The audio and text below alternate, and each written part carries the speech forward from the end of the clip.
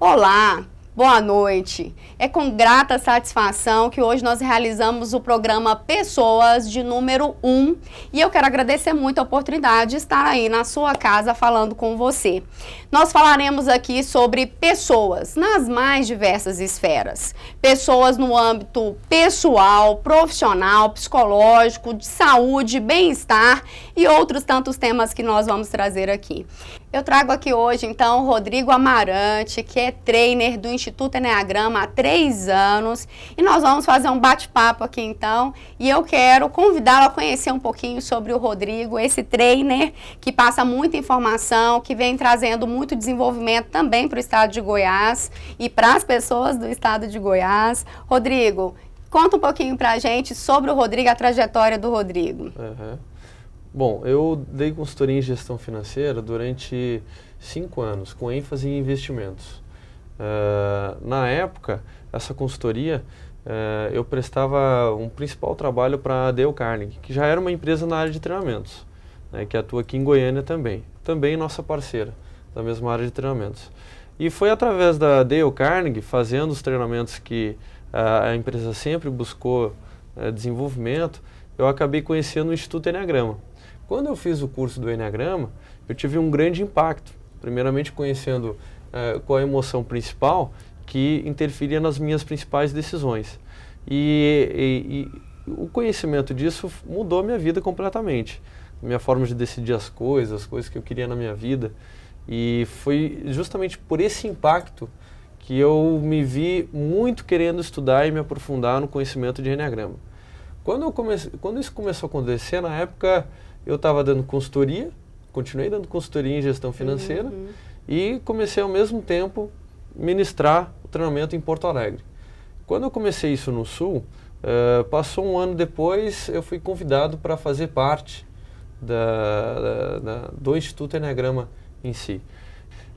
O Eneagrama é uma ferramenta milenar, né? Quando as pessoas perguntam o que é Eneagrama em si, Eneagrama é um símbolo processual que é utilizado em diversas áreas, que não necessariamente na área humana. O Eneagrama fala de tendências, processos repetitivos. Então, tudo aquilo que se repete pode ser explicado através do símbolo, como, por exemplo, a sequência numérica, as 4 estações do ano, os 7 dias da semana. E na área humana, esse estudo começou a ser feito por Gurdjieff na década de 60 e na década de 90 o assunto começou a ser comentado aqui no Brasil. E hoje o Instituto Eneagrama, desde o ano de 95, vem trabalhando uma metodologia de aplicação tanto para as áreas do âmbito pessoal como o âmbito profissional. E como o Instituto ministra o Eneagrama? O nosso treinamento é dividido em 8 encontros, né? A gente tem turmas abertas e tem turmas em company. Então são treinamentos? São treinamentos, isso. Interessante. E no caso das turmas abertas, esses 8 encontros são semanais. Então, uma noite por semana, justamente com o objetivo de que a pessoa absorva os conceitos daquilo que é trabalhado em sala de aula e possa, durante a semana, aplicar e ter resultados através da ferramenta. Conta um pouquinho pra gente como é que o Eneagrama pode ser utilizado na área humana. No âmbito pessoal, tem diversas aplicações. Isso vai depender muito do objetivo do participante. Mas, de uma forma geral, as pessoas têm um objetivo que é se relacionar melhor com outras pessoas, assim como também se conhecer melhor. Muitas pessoas se percebem em alguns momentos desencontrada ou na sua carreira, ou desencontrada no seu relacionamento, e isso interfere em tudo, né? Então, o Eneagrama esclarece, numa linguagem instintiva, o que o nosso ego tende a interferir no nosso comportamento, o nosso jeito de ser, nossas tomadas de decisões. E é nesse sentido que, ao compreender que emoção instintiva que me leva a fazer o que eu faço, é que eu consigo, então, de maneira consciente, trabalhar essas questões do meu ego e encontrar, de fato, o que eu realmente gosto e quero para mim, seja num relacionamento pessoal, seja num relacionamento profissional. Ajuda, então, a esclarecer alguns paradigmas que algumas pessoas têm? Com certeza. Por exemplo, eu já tive histórias de participantes, assim, que eu tive um participante que foi muito marcante a história dele, porque ele passou 10 anos sem falar com o filho dele desde que eles tiveram uma briga. E tudo por uma questão de ego, né? Ele, no ego dele, não queria mais falar com ele porque achava que o outro estava errado, né? O filho dele que não podia ter falado com ele daquele jeito, e o filho dele, encarando o pai de uma forma muito rígida, achou que o pai é que estava errado, e aí também não quis dar o braço a torcer. Então, ambos estavam com emoções que levaram eles enfim, a se comportar dessa forma, sendo que, na verdade, em essência, não é o objetivo deles. De fato, que o filho dele não queria mais ficar sem falar com o pai dele. Assim como o pai dele também queria poder voltar a falar com o filho. Mas por uma questão de ego, dar o braço a torcer e conseguir voltar atrás, pedir ajuda e desculpa, realmente é algo que você precisa primeiro aceitar, né, que ambos apenas têm visões diferentes e que essa dicotomia de certo, errado, justo e injusto é muitas vezes o que a sociedade ou o nosso ego tende a enxergar e julgar. Eu quero convidar você a conhecer algumas das empresas que investem em pessoas. Você conhece a Única? A Única é uma das melhores e maiores consultorias do estado de Goiás. Vamos ver um pouquinho. Única Consultoria Empresarial. Amplo quadro de colaboradores, estrutura física e equipamento de ponta, amplitude nacional e profissionais atualizados com o que há de mais moderno em gestão de pessoas. Tudo isso fez com que a Única tenha agilidade, eficiência e baixo custo em recrutamento e seleção, treinamentos, administração e estagiários, avaliação de profissionais, entre outros. Ligue e agende uma visita. Única Consultoria. Diferenciação que o mercado exige e seu negócio merece. E a Locagin? A Locagin é uma empresa de máquinas pesadas, referências no Centro-Oeste, com várias unidades. Convido a você a conhecer um pouquinho também. Isso que você vê e vive já é passado. Veja, viva e adquira o novo. JCB é a máquina. Você só encontra na Locagin. Mais uma máquina JCB. Novidade. Só a JCB tem. Direção independente nas 4 rodas, única do mercado. Cabine fechada com ar-condicionado. Sistema de segurança do retro. Banco giratório de 180 graus. Uma máquina diesel sem HP. Essa máquina você encontra na concessionária Locagin JCB. Você, Rodrigo, que vem do Sul, já conheceu a Lancaster Grill? Conheci, ótima churrascaria. Que bom, é a melhor churrascaria de Goiás, realmente. E eu convido as imagens para a gente conhecer um pouquinho mais.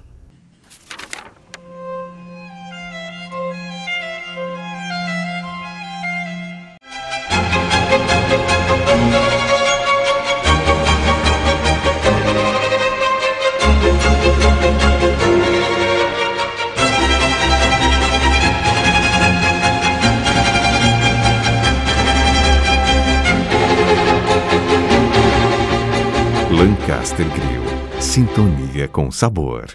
E agora eu vou chamar o quadro Dicas da Área Organizacional com a Nayara Rachid, que vai falar um pouquinho sobre pessoas, sobre a perspectiva de desenvolvimento profissional e de vagas. É com você, Nayara. É isso mesmo, Sádia. Sinceridade, atualmente, é muito complicado de se levar em consideração e de ainda se estudar a melhor forma de utilizá-la no seu dia a dia, principalmente nas organizações. Se nós falamos ainda de organizações que têm uma visão mais voltada para o pessoal, com pouco desenvolvimento profissional, com uma visão mais fechada, nós ainda temos complicadores maiores em relação a isso, devido à falta de condições para receber essa mensagem. Hoje nós temos, por exemplo, a tentativa de dizer algumas coisas, de dar feedbacks mais verdadeiros, mais coesos em relação à atualidade, em relação às propostas que são utilizadas dentro das organizações, e nós não conseguimos por medo de ofender as pessoas. Em geral, elas levam em consideração que situações mais pontuais e mais objetivas tratam de ofensas e não simplesmente de colocações para a melhoria de cada um dos seus profissionais. Se nós levarmos em conta ainda a forma de dar o feedback, nós devemos nos atentar a algumas dicas para isso. Lembre-se sempre, quando for dar um feedback, dessas dicas. Questione os seus motivos. Tudo que eu vou falar ou tudo que eu vou me colocar nesse momento é de fato importante? Tudo que eu coloco nessa situação é de fato relevante para o meu objetivo? Respeite os limites. O que eu tenho colocado em relação aos meus sentimentos não ofende o outro, mas o que eu trato sobre os sentimentos dele, a postura dele, pode ofendê-lo sim. Então o melhor é que eu entenda o limite do outro para que eu possa me expressar. Temos ainda a ponderação. Ser ponderado hoje, educado, é na verdade o mais estratégico. Nós conseguiríamos conquistar aliados em vez de inimigos. Verifique suas atitudes. O tempo é muito importante, mas não é tudo. Então, se estiver irritado, se estiver cansado, deixe para um próximo momento a sua fala. Espere o melhor. Se estiver com medo de ferir alguém, não fale também, pois o outro perceberá o seu sentimento e não a mensagem que quer passar. Não utilize expressões de qualificação, como não se sinta ofendido, mas a gente sempre espera a ofensa depois de uma colocação dessa. Verdades não precisam de introdução, simplesmente precisam ser ditas de uma forma respeitosa e verdadeira. Seja compreensivo e empático. A principal de todas as dicas é que nós possamos nos colocar no lugar do outro. Quando eu entendo como o outro se sente dentro do contexto e dentro dos fatos, eu consigo tratá-lo da forma adequada. Hoje, a única consultoria empresarial seleciona alguns candidatos. Temos algumas vagas aqui e para demais vagas entre em contato conosco. Temos enfermeiro, auxiliar de farmácia. Para a área de máquinas pesadas, temos consultor de vendas externo, assistente comercial, entregador técnico e auxiliar de almoxarifado. Temos estágio em administração, auxiliar de logística, mecânico eletricista e ainda 2 vagas de estágio para a área de comunicação social. Os interessados, entrem em contato no 3091-3270. Rodrigo, a gente estava falando um pouquinho sobre a questão de liderança, o Enneagrama, em relação ao desenvolvimento de líderes, né? Como é que a gente pode trabalhar essa perspectiva e o que isso interfere positivamente, então, né? O que isso acrescenta dentro das organizações? Então, uma vez eu vi uma pesquisa da empresa Gallup, aqui no Brasil, que mostrou que mais de 80% das pessoas estão fora, né, da área que realmente gostariam de estar atuando. Ou seja, de certa forma estão desengajadas, né? Quando eu busquei esse conceito de engajamento para a Gallup, eu passei a entender que, de fato, o que eles estavam chamando de engajamento era a capacidade da pessoa ter conexão com a empresa ou com a função que exerce dentro da empresa. E é um índice assustador, né? Porque se 80% das pessoas estão desengajadas, isso significa que na sua empresa provavelmente tem alguém que, né, não está gostando daquilo que faz. E esse encontro de gostar de realizar o que eu estou fazendo, entra aí um papel fundamental do gestor. Né? Será que a pessoa que trabalha comigo está gostando do que está fazendo? Está vendo realização no que ela pode fazer? Porque todos nós podemos encontrar essa realização no que fazemos. A questão é se isso está de encontro com um real desejo meu. Né? Porque a gente tende a ser traído a uma rotina que muitas vezes nos cansa. Né? E muitas vezes o cansar dessa rotina está ligado a um padrão repetitivo de atividades onde eu não realizo nada de forma independente. Né? Então, a independência dentro das empresas vai muito do gestor estimular isso em cada um. E para ele estimular isso em cada um da sua equipe de uma forma habilidosa, ele tem que conhecer bem o perfil de cada pessoa na sua empresa. Senão ele corre um grande risco, né? Muito interessante. Rodrigo, falando em organização, já que o Enneagrama é um símbolo processual, como a gente esteve discutindo aqui, como é que isso pode ser trabalhado dentro dos processos nas organizações? O Enneagrama fala de 9 etapas, né? Sim. Assim como 9 emoções. Então, essas 9 emoções, quando elas passam a ser entendidas no conceito de etapas, a gente passa a entender que cada ponto no Enneagrama tem a sua importância. Né? Então, por exemplo, o ponto 1 fala do foco na tarefa, a importância do processo, em lidar com a situação atual. O ponto 2 fala da importância do outro, né? Estar atento à necessidade dos outros. Assim como também em termos de etapas, estar interligando os demais setores à ação que precisa ser feita. O ponto 3 fala do objetivo, foco no resultado. Tem muitas pessoas que não sabem para onde estão indo, aí qualquer lugar serve, né? Então, o objetivo de fato é importante que você crie e dê uma atenção a ele. Né? O ponto 4 fala da sua identidade. É importante a importância de você encontrar a sua marca, né? O seu registro, dar o seu toque naquilo que você faz. O ponto 5 fala da ponderação, da direção, a importância em você mensurar etapas, né? Definir etapas. Quando você se permite a isso, você constrói um projeto de longo prazo e não se apega a questões de curto prazo. O ponto 6 fala da cumplicidade, a importância dos valores de grupo. Isso nas empresas hoje é uma das coisas mais fundamentais que tem, né? Você ter uma filosofia de negócio. Perfeito. Né? Uma empresa sem filosofia é uma empresa que cresce de acordo com o mercado e não de acordo com a sua filosofia.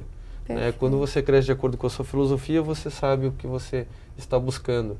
E você sabe como você pode interferir no mercado e como o mercado pode interferir na sua ação.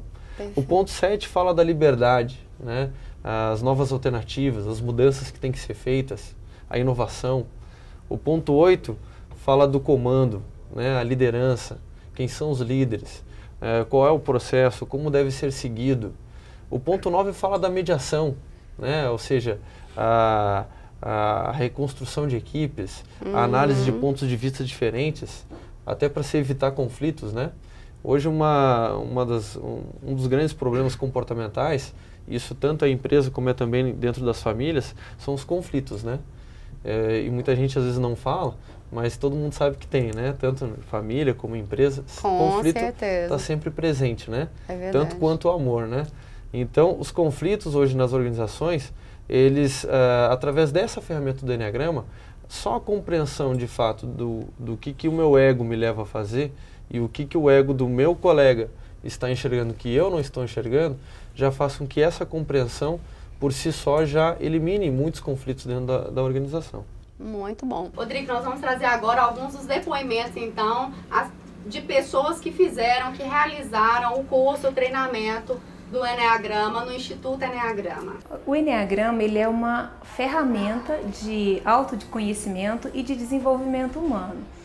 E o interessante desse treinamento é que, embora ele trata de um assunto profundo e complexo, o treinamento ele faz essa abordagem de uma linguagem bem simples, de fácil compreensão para todos. E o que é mais importante, ele é um treinamento totalmente aplicável ao nosso dia a dia. Quando eu fiz esse treinamento, eu entendi que as pessoas são diferentes, né? Nós olhamos para a mesma realidade, mas só que de janelas diferentes. E a partir do momento que a gente tem essa compreensão, além de a gente passar a ter uma maior percepção de nós mesmos, a gente passa a olhar para o outro com outro olhar, né? Eu não julgo a partir disso. Se eu compreendo as diferenças, então eu passo a não julgar. E essa consciência, ela traz uma profunda transformação. Eu tenho como exemplo, eu tenho uma filha adolescente. E eu penso que se não fosse por essa consciência que o Enneagrama me trouxe, muitas das atitudes dela eu estaria entendendo como fase da adolescência, né? E hoje eu sei que não. As atitudes dela, muitas dessas atitudes, são características da personalidade dela. E entender isso faz toda a diferença. Boa noite, Sádia. Boa noite, Rodrigo. O Enneagrama eu vejo por ser uma ferramenta de autodesenvolvimento. No meu caso, me auxiliou muito no sentido de eu conseguir entender um pouco mais as pessoas que estão ao meu redor. Então, ter consciência de como é que as pessoas se comportam, como eu me comporto, me permitiu entender outros pontos de vista, né? Porque eu acho que hoje é o que causa muitos problemas de conflito e relacionamento, é o fato de a gente não ter muita consciência ou não parar para prestar atenção no que as pessoas pensam, no ponto de vista do outro. Então, o Enneagrama me trouxe essa consciência de poder analisar, ponderar, ver como o outro se comporta, por que ele se comporta dessa maneira e conseguir não julgá-lo, né? E aí, consequentemente, ter um relacionamento melhor com as pessoas de forma geral, tanto no meu trabalho como na minha vida pessoal. E ter consciência do meu próprio padrão de comportamento me permitiu compreender um pouco mais as minhas atitudes, porque eu tenho facilidade com certas coisas e dificuldade com outras. Acredito que, resumidamente, é isso que o Enneagrama tenha me ajudado mais. Saindo um pouquinho desse contexto, desse universo de RH, mas falando de pessoas, e se me permite pensar um pouquinho numa perspectiva, num âmbito mais de espiritualidade aí, eu queria entender, né, algumas personalidades, né, algumas pessoas que passaram pelo mundo como Jesus, né, o Filho de Deus que se fez homem, ele tem um eneatipo? Existe alguma perspectiva nesse sentido de clareza? Ele também tem um tipo? Mas você vai responder essa pergunta, Rodrigo, no próximo programa. Eu aguardo você, porque agora nós vamos para o segundo bloco desse programa para falar com a doutora Marisa Del, que é nutróloga e especialista em prática ortomolecular. Doutora Marisa, muito obrigada pela sua presença aqui. É com alegria que a gente recebe. E é com prazer que eu estou aqui. Obrigada. A gente vem para falar um pouquinho, então, me diz um pouquinho, doutora Marisa, a respeito de como é que funciona a prática ortomolecular com base nos hormônios bioidênticos.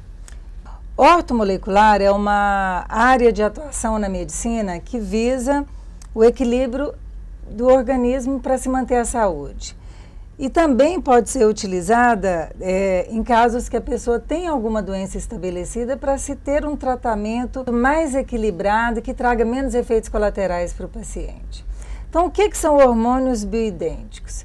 São hormônios cuja estrutura dele é idêntica ao que o seu corpo produz. Então, pega-se uma planta, leva-se para o laboratório e modifica para ela ficar idêntica. São gêmeos aos nossos. Ah, tá certo? Interessante. Por isso que são chamados bioidênticos, idênticos ao da biologia. E o que isso é importante? Ele é importante porque quando ele é ministrado no corpo humano, ele vai ter exatamente o mesmo efeito biológico que o produzido pelo corpo tem. Com isso, a gente tem possibilidade de menores efeitos colaterais. Perfeito. Tá certo? Me diz como é que funciona essa perspectiva das quedas hormonais. Isso está ligado à faixa etária, à idade, há alguma perspectiva nesse sentido ou não? Tá. Existe uma questão dentro da medicina que é assim. A gente envelhece porque os hormônios caem ou os hormônios caem porque a gente envelhece? Tem uma linha que fala que a gente envelhece porque os hormônios caem e outras que os hormônios caem porque envelhecemos.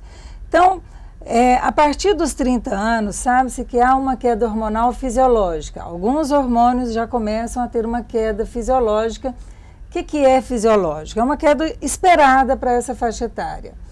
E que isso se acentua mais a partir dos 40 anos e progressivamente até a gente atingir uma faixa etária mais avançada. Envelhecer não significa ficar doente.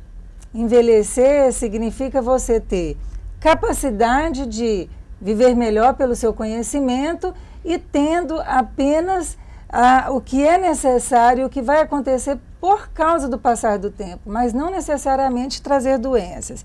E o que a reposição hormonal preconiza nesse sentido? É fazer com que a gente tenha uma senescência, ao invés de um envelhecimento, porque senescência é você ter um envelhecimento com saúde. E o que a gente avalia, então? Tem faixas etárias em que as quedas hormonais são mais acentuadas e nessa faixa etária a gente inicia a reposição.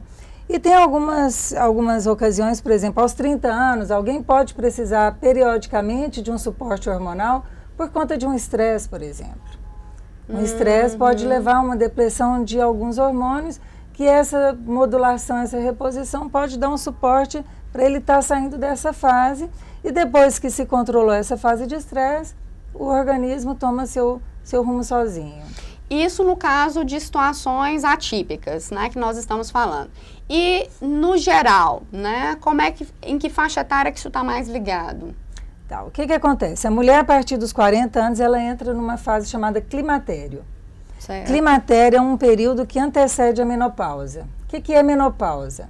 Menopausa é uma data que a gente marca a partir de 1 ano sem a mulher ter a menstruação. Então, entre você fazer 40 anos e ter 1 ano que não menstrua, a gente fica num período chamado climatério. E nesse período tem as quedas hormonais. E o principal hormônio que cai nesse período é a progesterona e às vezes a testosterona. Certo. Então, nessa fase, a gente tem possibilidade de estar fazendo essa modulação com progesterona e a testosterona quando necessário. A partir do momento em que se instituiu a menopausa, aí entra-se com o estradiol, que é o hormônio que o ovário produzia e que após a menopausa ele não produz mais. Aí você vai usar estradiol, a progesterona, eventualmente a testosterona, vai depender do quadro clínico. A reposição hormonal e a modulação, ela não é uma coisa estática e nem uma receita de bolo que vai servir para mim, para você, para outra. É um tratamento muito individualizado. Então vai depender de cada mulher. Tem mulher que entra na menopausa e não precisa de hormônio. E tem mulher que está no climatério e já tem que usar um hormônio como se estivesse na menopausa. A própria menopausa está ela diverge, né, de pessoa para pessoa em termos de idade, né? Então, isso depende mesmo de mulher para mulher, como você mencionou. Isso está ligado, essa prática ortomolecular, então ela está mais ligada à perspectiva feminina do que masculina? Não. Ah, e como é que... Não. Conta um pouquinho pra gente. Os homens, eles também são privilegiados com a andropausa, né? Tá assim certo. como a mulher tem a menopausa, o homem também tem uma fase da vida que ele vai entrar na andropausa. A diferença do homem com a mulher é que o homem, ele continua a produzir o espermatozoide até idade bastante avançada. Então, um homem de 70 anos, por exemplo, pode ter um filho. E uma mulher de 70 é quase praticamente impossível que ela tenha um filho. Mas o que quer dizer, então, essa andropausa? A andropausa é a queda do hormônio masculino, chamado testosterona, e que vai ser muito importante também quando o homem tiver essa queda, essa reposição. É possível, então, doutora Marisa, obter resultados seguros? Olha, é necessário que fique bastante claro o seguinte. Qual é a diferença do bioidêntico para o hormônio tradicional? Sim. O bioidêntico, ele é usado em gel, e quando ele é aplicado, ele vai ter apenas uma passagem pelo fígado. E com isso, o fígado é uma usina, e que faz a metabolização do hormônio.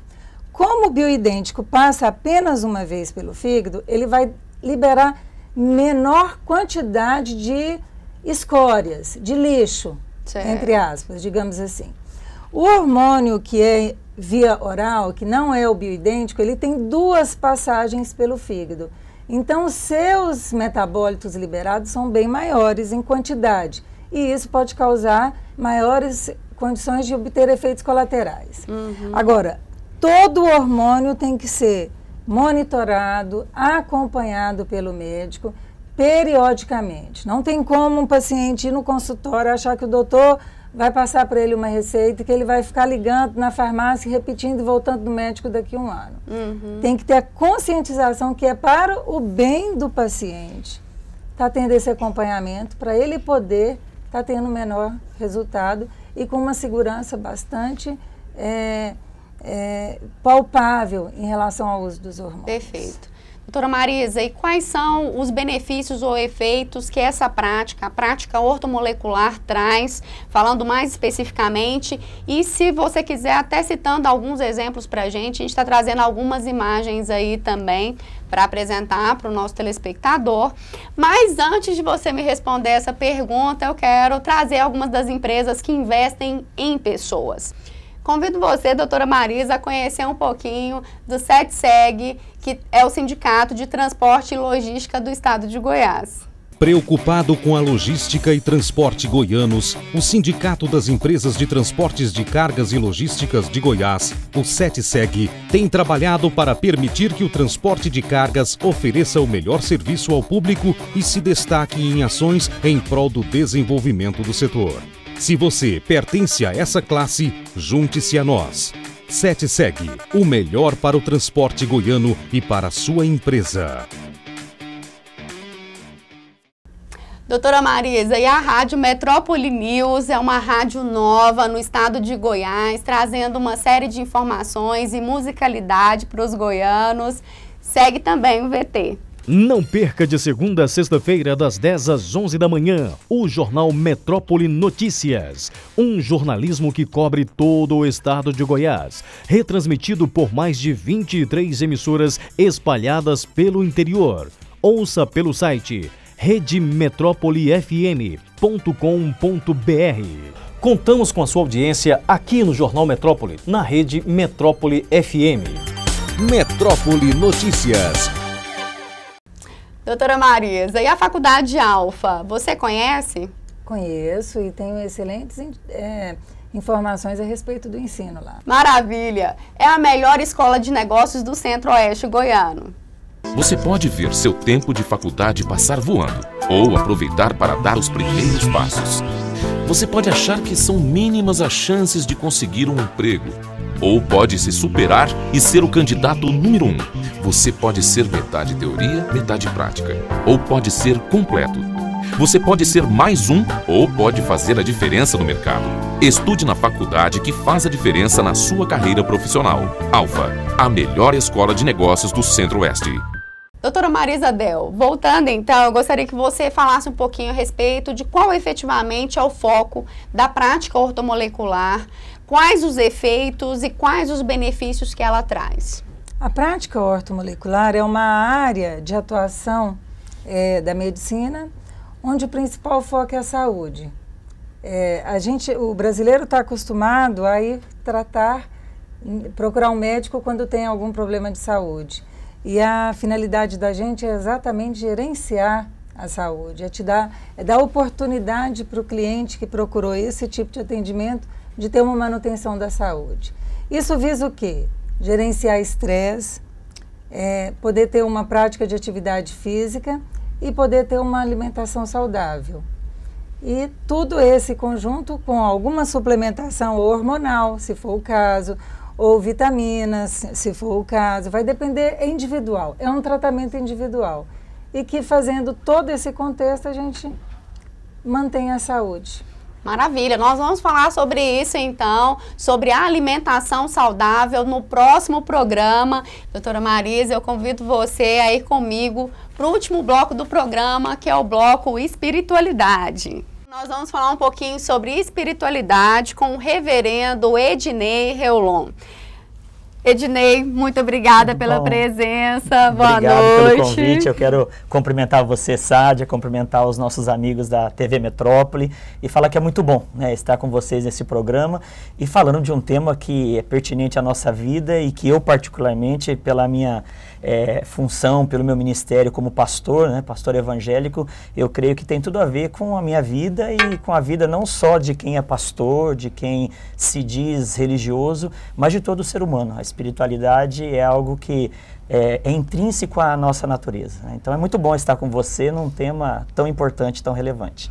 Maravilha, a gente aqui está muito feliz em estar aqui falando sobre mais essa área, né? Falando sobre pessoas, já falamos sobre o universo de RH, sobre as pessoas no ambiente profissional, falamos sobre saúde e bem-estar e agora nada mais importante do que falar também sobre espiritualidade, né? E é nesse aspecto, pastor Ednei, que nós viemos conversar aqui um pouquinho sobre a perspectiva espiritualidade. Nesse mundo onde as pessoas, né, têm buscado tanto ter, né?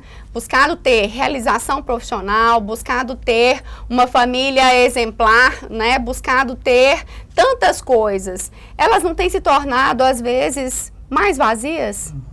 É interessante, Sádia, que a gente percebe que o mundo tem invertido a escala de valores, né? Nós cremos que Deus nos fez. Cada um dá um nome para Deus, né? Mas a cada dia que passa a ciência tem comprovado que a teoria do Big Bang, a teoria da evolução, ela carece de um ser maior, ela carece, os próprios cientistas têm provado isso, que não pode ter sido mera coincidência, não pode ter sido mera associação de elementos para que nós pudéssemos existir. E de fato, nós só vamos conseguir nos sentir preenchidos dentro dessa ideia do vazio que você está mencionando, se Deus estiver dentro de nós. Infelizmente, nessa alteração da escala de valores, no mundo pragmático, no mundo materialista, como você disse, onde as pessoas querem ter e não ser. E eu tenho brincado esses dias que as pessoas hoje que não podem ter e nem ser, elas querem pelo menos parecer, né? Só que no parecer, o vazio aumenta mais, porque aí elas sabem que elas não são, elas sabem que elas não têm, e aí elas correm o risco de perceber que nem parecer elas parecem, né? Então, quando nós olhamos para esse vazio, o vazio decorre disso. O vazio decorre de uma situação que nós fomos criados com um alvo, nós somos criados para algo, e quando nós não estamos neste algo, quando nós não estamos fazendo aquilo pelo qual nós existimos, a gente perde a razão de existir, né? Eu gosto muito da ideia da luva. A luva, ela é semelhante à mão. E a Bíblia nos afirma que nós fomos feitos semelhantes a Deus. É verdade. Então essa semelhança não está no exterior, né? Deus não é um homem ou não tem características humanas, mas ao contrário, nós temos características divinas. Então eu costumo nos comparar o ser humano com Deus, com uma luva. A luva é semelhante à mão. A luva foi feita por causa da mão. A única coisa que preenche uma luva é uma mão. Se você colocar qualquer outra forma geométrica dentro de uma luva, ela preenche a luva, mas não preenche totalmente. Se você colocar uma bola dentro de uma luva, ela vai preencher, mas não vai preencher totalmente. Se você colocar um quadrado dentro de uma luva, ela preenche, mas não preenche totalmente. A única coisa que preenche a mão, a luva, é uma mão. Nessa comparação, nesse exemplo, assim somos nós. Fomos feitos semelhantes a Deus. Perfeito. Então é como se nós fôssemos uma luva nas mãos de Deus. Então, se não for Deus nos preenchendo, nós vamos ficar vazios. Podemos nos sentir preenchidos durante um período. Talvez nós tenhamos amigos nos assistindo que durante um tempo, perseguindo algum alvo, preencheram o seu vazio com sonhos, com projetos, com formação acadêmica, com realização profissional, ou por causa de uma viagem que sonhou fazer, por causa de um casamento. E essas pessoas viveram em função disso e se preencheram enquanto luvas com essas coisas. Mas talvez não conseguiram alcançar, ou ainda alcançando essas coisas, descobriram que essas coisas por si só não preencheram totalmente. E aí o vazio aumenta. Então, a única coisa que preenche a luva é a mão. A única coisa que preenche o nosso vazio existencial é Deus. Né? E quem não olha para isso, e esse é o tema do seu programa de hoje, espiritualidade, quem não olha para isso pode ser um profissional muito bem sucedido, pode ser ter uma família bem estruturada, ainda que seja difícil ter essas coisas sem olhar para a parte espiritual, mas ainda que essa pessoa durante um tempo consiga essas coisas, se ela for honesta, ela vai perceber que à noite, quando ela deita no travesseiro, quando ela está tomando o seu banho e está sozinha olhando para ela mesma, ela vai perceber que existem alguns espaços que estão vazios. E aí é aquela luva que o dedinho não entrou. Né? A única coisa que vai preencher é Deus. Por isso, Sádia, que eu quero parabenizar você e a direção desse programa por começar com um tema tão relevante, tão pertinente, espiritualidade.